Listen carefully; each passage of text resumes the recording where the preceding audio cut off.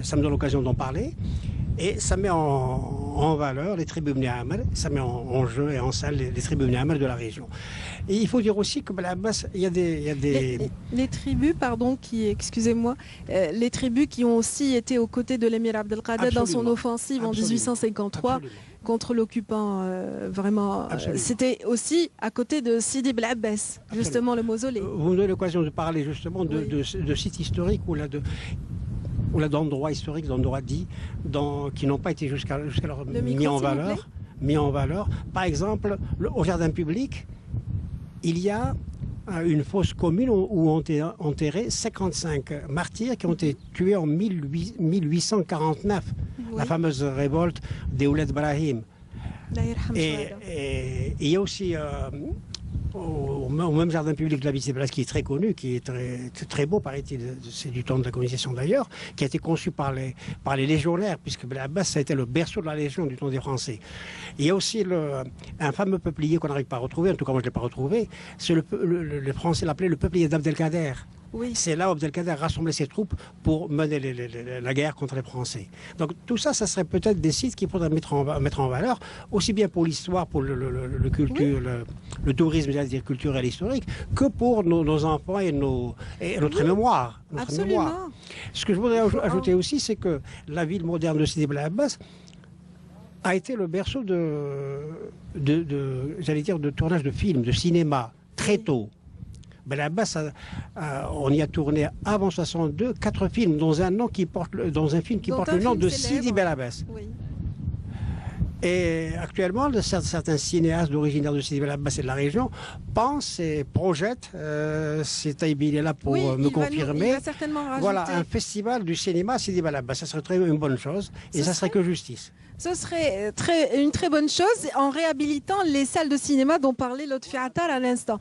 On va rajouter juste après un reportage, si vous permettez, Lotfi Attal. Bien sûr, nous avons tout le temps d'en parler. Juste après, bien sûr, on a beaucoup parlé de la ville, de cette ville, de ce tissu urbain. On a cité quelques fois justement en exemple. Nous allons peut-être parcourir cette ville de Sidi Bel Abbas à travers l'image, ce reportage signé Amel Bouaqba, et nous reprendrons juste après le développement avec nos invités ambassadeurs de Sidi Bel Abbas. À tout de suite. La ville de Sidi Bel Abbas se distingue par son patrimoine architectural hérité de l'époque coloniale. Ses somptueux châteaux et châtelets et ses illustres édifices publics sont de véritables œuvres d'art qui donnent à cette ville du nord-ouest de l'Algérie un charme d'antan.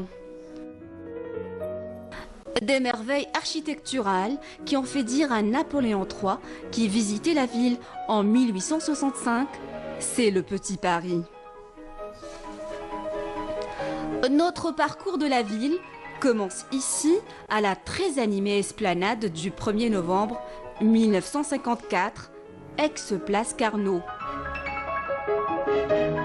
La ville de Sidi Bel Abbas doit son nom au marabout Sidi Bel Abbas el-Bouzidi, qui a vécu dans la région entre 1720 et 1780. C'est une ville qui a été construite pour les militaires avec des fortifications et avec 4 portes. La porte d'Oran, la porte de Mascara, la porte de Tlemcen et la porte de Daya. Donc c'était à l'époque une ville fortifiée et les indigènes étaient exclus à l'extérieur de la ville. Donc la ville a été construite, parce que la ville a été le siège de la Légion étrangère, a été construite par les légionnaires. Donc ça a un style, les gens c'était militaires, ça a un style militaire. Une ville en damier avec des grandes avenues, etc. Par la suite, les colons se sont établis. Les colons, qu'est-ce que ça a été? Par voie d'obscurs aventuriers venus d'Europe à la recherche de fortune, etc., ou d'anciens officiers de la Légion qui sont restés sur place. Ce qui caractérise la ville, c'est que la ville voulait passer pour être une ville bourgeoise. Donc avec tous les attributs de la ville bourgeoise qu'on connaît en Europe. Le square à musique, comme vous le voyez, le théâtre, une place publique avec des arbres très bien faits, etc. C'est ça la ville coloniale et la ville bourgeoise. Et les châteaux que vous connaissez de tous les grands exploitants, de tous les grands propriétaires de la région. Les impressionnants châteaux donnent à la ville un attrait envoûtant. L'un des plus célèbres, le château La Bastide, qui porte le nom de Napoléon III, car ce dernier y avait passé la nuit. Cette bâtisse fera prochainement l'objet de restauration et sera transformée en musée. La plupart de ces châteaux sont en état de délabrement avancé et nécessitent une valorisation. Toutefois, l'un des châteaux qui reste le mieux conservé, le château Lomé et son magnifique jardin qui abrite actuellement la direction de la culture. Alors le château Lomé, là on se trouve dans le château qui abrite la direction de la culture, les services de la direction de la culture, et qui est pratiquement une leçon d'architecture aussi, avec un style art déco, avec des éléments architectoniques très importants, du métal, du bois, d'une charpente extraordinaire, et puis une distribution de pièces, de chambres avec des escaliers majestueux aussi. C'est un château aussi qui est majestueux, avec une entrée majestueuse, avec un auvent en verre, et des matériaux nobles tels que le marbre, la céramique dans ces salles de bain. Et il abrite aussi quelques pièces muséologiques telles que les statues que vous voyez. Ça, c'est une copie de la statue, l'esclave de Michel-Ange. Vous savez que la statue l'original a été réalisée en 1520 et qui se trouve à Louvre en France.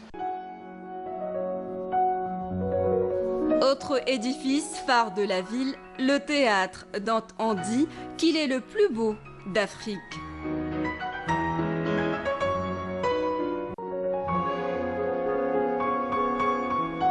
Son style et ses magnifiques mosaïques en témoignent. Donc c'est construit en 1935 et après c'était une salle de spectacle qui était nationalisée par le ministère de la Culture avec les 5 autres théâtres.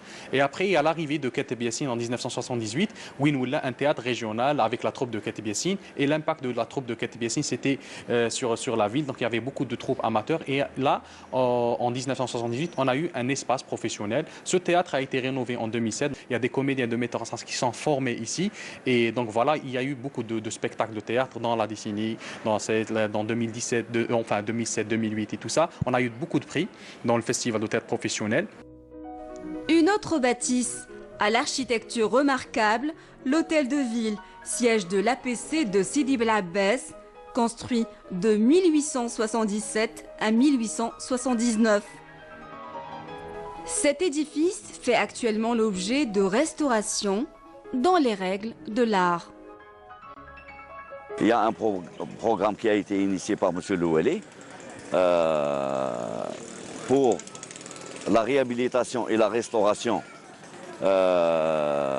des immeubles. L'APC de Sidi Bel Abbès a initié sur son propre budget la restauration du siège, qui est un magnifique château, hein, que vous avez constaté. L'opération elle a démarré par la pose d'une nouvelle toiture composée d'ardoise, et actuellement il y a la restauration à l'intérieur des bureaux et de la façade.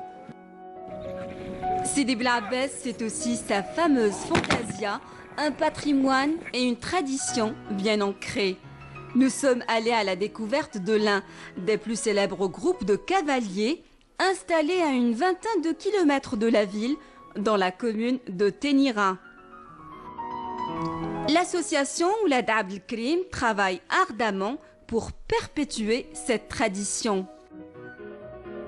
On a créé cette association pour essayer de développer nos jeunes, éventuellement nos enfants, et leur transmettre ce savoir qui est la fantasia arabe, purement algérienne. Le but, c'est de lancer une école de formation. Il y a un point que je voudrais soulever, c'est d'avoir les autorisations par rapport aux fusils de fantasia. Les cavaliers de père en fils exhibent fièrement leur habileté à mener leur monture. Ils ont l'art et la manière de monter à cheval et à manier le baroud. El Hayat, le crieur, donne le coup d'envoi.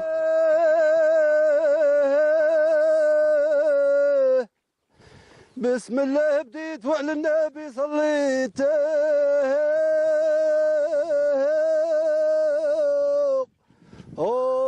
والصلاة والسلام عليك يا رسول الله.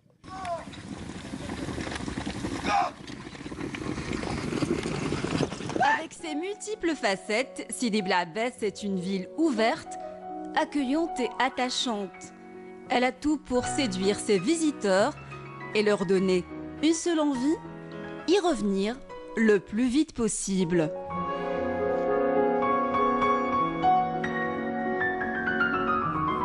Et c'est exactement l'envie qui m'anime en ce moment même, en ce lieu naturel, d'exception. Et ils sont nombreux à Sidi Bel Abbès. Nombreux sont ces lieux. Et aussi, cette ville est très charmante, elle est accueillante, avec une population vraiment d'une générosité exemplaire. Hein, monsieur le directeur? C'est une ville attractive, hein. C'est une ville d'animation culturelle. Hein, c'est une ville aussi où il y a des grands rendez-vous, comme j'ai dit tout à l'heure. Et c'est une ville aussi qui a une température très agréable l'hiver, l'été, etc. Et puis on a comme disait Lotfi tout à l'heure, c'est une nature inspirante, qui a inspiré des poètes, qui a inspiré beaucoup de poètes tels Mustafa Ibrahim, Ben Harrat et d'autres.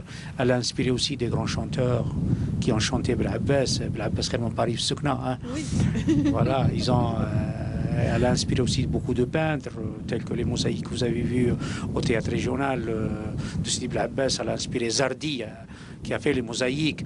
Elle a inspiré beaucoup de gens qui ont copié Michel-Ange, qui ont copié des grands peintres orientalistes aussi. Et puis, c'est une ville où il y a beaucoup de collections peinturales. Et il y a de la relève de ce côté-là. Vous-même, comment dire, le siège de la direction de la culture se trouve dans un établissement qui abritait l'école des Beaux-Arts. Qui est l'annexe de l'école des Beaux-Arts, où il y a des étudiants qui sont très actifs et dynamiques, très doués, qui participent à la vie quotidienne de la ville et qui participent aussi au développement de la ville. Oui, il y a un rendez-vous d'art plastique exceptionnel. l'IRFM, l'Institut régional de musique, et qu'il y a là-bas aussi des étudiants très dynamiques, et c'est des jeunes artistes qui portent aussi le flambeau après Lotfi, après d'autres. Voilà. Il y a une rencontre artistique, une rencontre d'art plastique qui est quand même de renommée nationale, et tous les artistes sont heureux de venir. Là, tout récemment, vous avez reçu par exemple Denis Martinez et Karim Sergoua pour une intervention au Mont Tessella, justement. Au Mont Tessella, avec des ateliers qui ont duré une semaine. Participant aussi des élèves des écoles de Tessella, des jeunes élèves, et puis les étudiants d'école des Beaux-Arts qui ont participé à cet exercice avec Denis Martinez et Karim Sergoua, qui sont venus d'Alger et qui ont consacré cette semaine pour une ville qui mérite et qui mérite mieux aussi. Et il y aurait d'autres rendez-vous à l'avenir avec d'autres artistes, d'autres peintres, etc. Et c'est une ville qui ouvre ses portes à tous ces artistes, ces écrivains, ces poètes. C'est pour ça que c'est une ville qui inspire. Qui inspire, et je suis heureuse aussi de constater qu'il y a une relève par rapport à la Fantasia grâce à l'association qui œuvre justement pour la sauvegarde de cet art ancestral. Ils étaient majestueux, tous ces jeunes sur leur monture. Et vous-même, vous avez dans votre ferme touristique une petite écurie. Voilà, depuis mon plus jeune âge. Et revenant au regroupement, il faut souligner que la wilaya de Sidi Bel Abbès possède 52 communes. Donc, et chaque commune, en général, ils font des wa'ada. Wa'ada, c'est un rassemblement d'un petit peu tous les riverains et tout ça. Et on organise des fantasias dans ces wa'ada-là. Donc, moi-même, comme les membres de mon association, on se déplace de commune en commune. On se fait des échanges, on se rencontre et on se retrouve des 200, 300 cavaliers. Et on organise des fantasias. Et c'est ce patrimoine national que je souhaiterais conserver. D'ailleurs, c'est pour ça que je suis en train de développer avec l'aide de mon association disons une école équestre mais traditionnelle. Ce n'est pas de l'équitation comme on connaît, mais c'est de l'équitation. Mais c'est tout aussi beau. Nos ancêtres étaient de beaux cavaliers. Pourquoi s'inspirer d'ailleurs alors qu'on a tout ce qu'il faut chez nous? Exactement. C'est un patrimoine national qui est très important pour moi. Donc c'est pour ça que d'ailleurs le plus jeune de mes cavaliers n'a que 12 ans. Oh. Voilà. Et il chevauche comme des adultes. Donc c'est pour ça que voilà, j'essaie de créer bientôt, enfin je vais avoir un parcours où, au lieu de se déplacer, on organisera toujours des WADA, ça c'est normal, ça fait partie du patrimoine. Mais je voudrais aussi faire connaître ça aux familles qui ne connaissent pas ces WADA.